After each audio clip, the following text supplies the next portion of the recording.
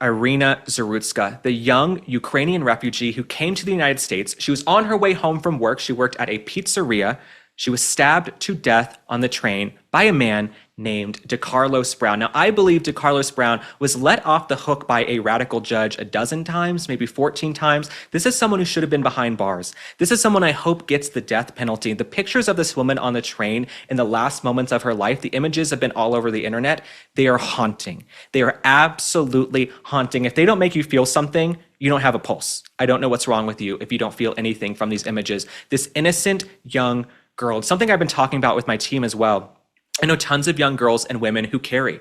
They carry firearms every single day because it's a scary world out here. But guess what? Carrying a firearm in this situation still wouldn't have helped this young, innocent woman because you have a barbaric, deranged criminal who should have been locked up in solitary confinement by now. He is on the train, he stabs her, and he runs off.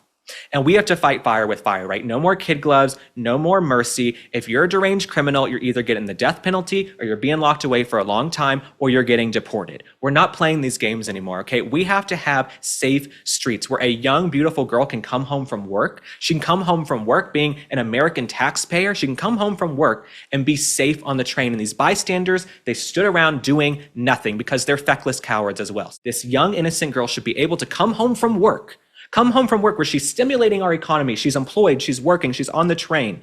She should be able to come home from work and feel safe. And shame on the New York Times. We have a headline from the New York Times. The New York Times put out this headline: "A gruesome murder in North Carolina ignites a firestorm on the right." On the right? So you guys support young girls being brutally murdered by criminals who should have been locked up with 14 prior arrests? That's what the New York Times wants to do. The New York Times wants to defend criminals. What the New York Times doesn't want to say out loud, even though they all know it's true, if this young woman, Iryna Zarutska, this young Ukrainian girl working at the pizzeria, if she had been black, okay, and the killer had been white, this would be all over the news. Oh man, buildings would be burnt down right now. There would be 10,000 people protesting. All the paid activists would come out in droves.